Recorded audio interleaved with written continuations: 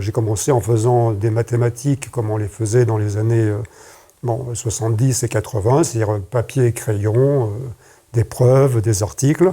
En 84, j'ai vu un groupe de mathématiciens qui s'était lancé dans les mathématiques appliquées, vraiment sérieusement. Ces gens-là m'ont dit, si tu veux faire du traitement d'image, il faut expérimenter. Et donc ça m'a mis dans une dynamique qui après n'a jamais cessé, qui a été qu'à partir du moment où on expérimente, le point de vue sur la manière d'utiliser les mathématiques change complètement. Le rôle de mathématicien, c'est de formaliser, c'est-à-dire de voir derrière un ensemble de formules, de programmes, de propositions qui ont été faites par des gens qui sont en fait des inventeurs, de voir quelle est la cause première, la cause mathématique, c'est-à-dire l'ensemble de formules ou le principe qui est commun à toutes ces formulations. Et après, parfois, ça permet de trouver mieux.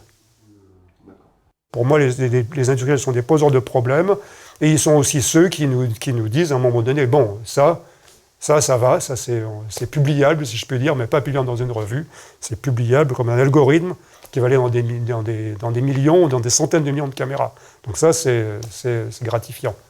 C'est un principe de réalité. Quand on amène une méthode à un industriel, il va la juger avec des critères qui sont extrêmement exigeants, extrêmement rigoureux, qui ne sont pas les mêmes que ceux qu'on aurait du point de vue de l'analyse de la méthode même, mais c'est extrêmement utile d'avoir cette confrontation. Ça c'est clair. Si je devais distinguer ce que c'est que diriger une équipe, d'une part, c'est essayer en permanence de repérer quelle idée surgit quelque part que vous pouvez utiliser autre part, donc organiser la communication dans l'équipe et organiser les transferts d'idées tout le temps.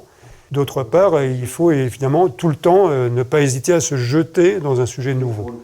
Si la courbe sigue hasta el final así, debería de llegar hasta el final aquí, porque la courbe c'est para aquí, la courbe roja c'est para aquí, non? J'ai réfléchi pendant 10 ans sur un sujet, et en essayant de trouver les objets mathématiques adaptés pour résoudre le problème, et maintenant je vois qu'une théorie qui vraiment est littéralement, orthogonale, complètement disons, déconnectée de ce genre de préoccupation, peut résoudre le problème que je me suis posé mieux.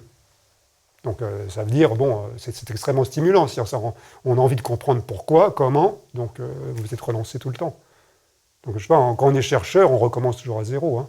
Très souvent, moi je trouve que c'est très amusant quand on est directeur de recherche, c'est de voir que finalement, le rôle c'est de ponctuation. C'est à un moment donné, on dit, là tu as trouvé. C'est nous qui disons, là tu as trouvé. C'est amusant. Souvent, les élèves ne savent pas quand ils ont trouvé. Voilà. Si. C'est un dialogue socratique, c'est-à-dire on parle, on expérimente, on parle, on expérimente, on parle, on écrit, on échange des écrits. C'est génial.